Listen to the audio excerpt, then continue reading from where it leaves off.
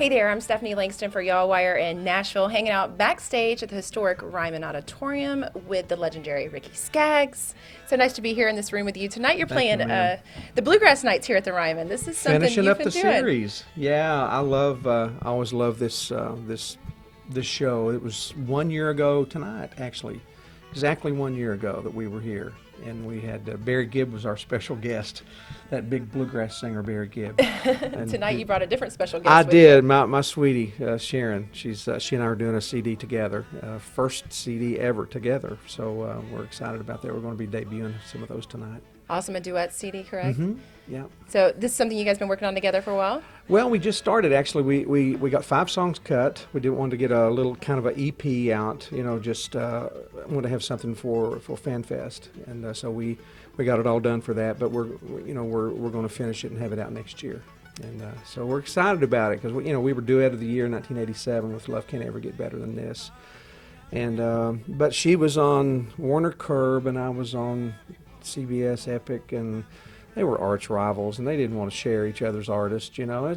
was kind of a weird thing. But anyway, we never got to do a CD together, and we always kind of felt bad about it because we felt like we had some momentum with that. But everything works out for a reason, and I know our hearts together as husband and wife. We've been married now almost 32 years, and if that's what it took for our hearts to be as one as they are now, and the love that we have for each other and respect and admiration for each other, because to me it really shows up in the singing, it shows up in the songs that we sang, and it was all worth it for me. Get down, boys, go back home, back to the girl you love. Treat her right, never wrong, how mountain girls can love.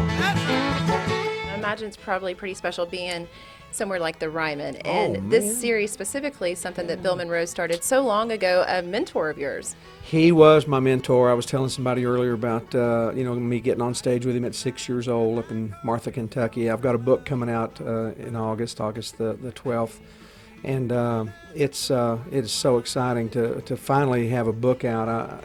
I was kind of fearful of it, at first, and but then when I started writing it got to be fun, getting to reminisce and think about, all the old times, and just knowing that I could still remember all those things, and sometimes people wait till they're 75 to do a book, and then they can't remember half of what they did and half of what, their childhood and everything, but my memory's still pretty good on this stuff, and so I'm excited about it. But the prologue, when you first open the book, you get into, to the opening, and it's my first meeting with Bill Monroe, and I'm 6 years old, and he plays the Martha High School in Martha, Kentucky, and I get to go there and hear him play. And I'd only been playing for about a year. My dad bought me mandolin when I was 5, and so I've been playing at church and been playing at the grocery store and places like that. And it's a little small hometown, and so the neighbors in the hood started saying, "Let little Ricky Skaggs get up and sing."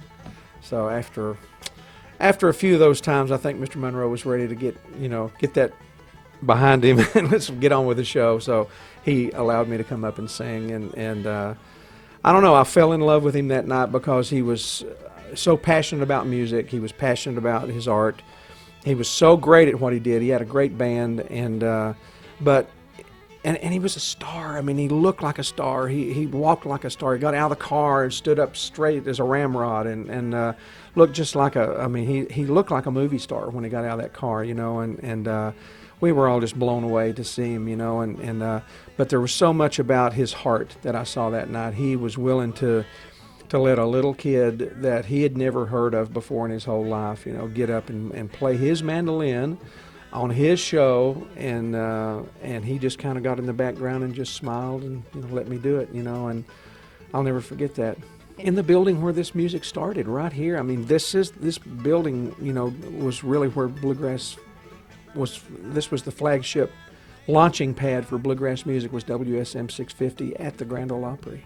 And you get to close down this Bluegrass Night every year, the past several years, and it's Yeah. a sellout every time. It is a sellout, and we're so excited about getting to, just getting to come and play and play for the hometown folks. I mean, we travel all over the country and the world, but there's no place that I would rather play than the Ryman. This has so much history for me.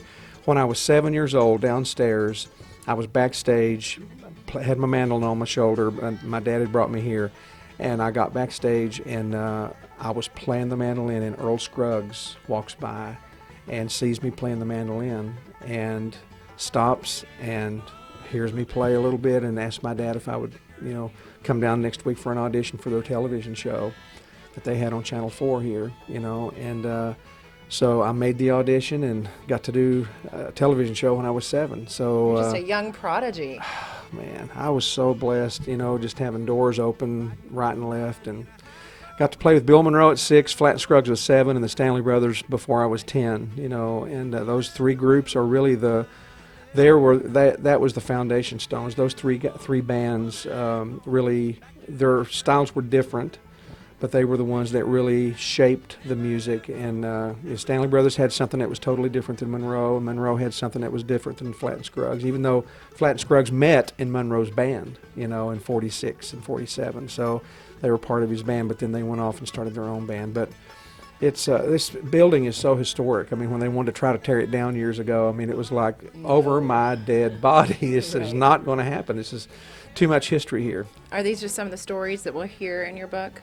They're in the book, yes, absolutely. The greatest thing to me about the book is seeing family, faith, and music. Those three things that really is what created the foundations for me to stand on all of my life. Old-time music, gospel, bluegrass, country music, mountain music, folk music, whatever you want to call it. But that was the music that really shaped my life. Now, I had an older sister that started bringing the Beatles in the house on 45s, and I started listening to that and thought, man, that's pretty cool, but, it's not as cool as the Stanley Brothers, but I liked it. There was something about it that I could hear those brothers' harmonies in Paul and John when they would sing. I would hear, now, those guys must have heard the Everly Brothers or heard, the Louvin Brothers or heard the Stanley Brothers or the Monroe Brothers. So it really went all the way back, Full and circle. yeah. So Kentucky Traveler. We Kentucky can pick Traveler it up next month. Yep. How long did it take you to write? My hand cramped up. No, it took about. It actually took about 2 years to get it written, and I mean, I didn't physically sit down and write it all out. I had a co-writer, Eddie Dean, that wrote Ralph Stanley's book, and what I liked about Eddie's co-writing with Ralph was when you read Ralph's book, it sounds like Ralph talking, and that's really what I wanted so much, because as you well know, I don't speak the King's English, man, but I don't speak anybody's English real well. But I was born and raised in Kentucky, and I feel like I still kind of talk like where I came from, and so some of that is just grammatically not really correct. Right. When you see it on paper, they went, wait a minute, that verb needs to go here, and this, And there's a comma period there. and they tried to change some of it, and I said, now wait a minute, come on. Still needs to be your Give voice. me a break. It needs to sound like me. Yes. People are not going to read some hillbilly's voice that's all perfect. Right. I'm a hillbilly and I'm proud of it. So get off my back.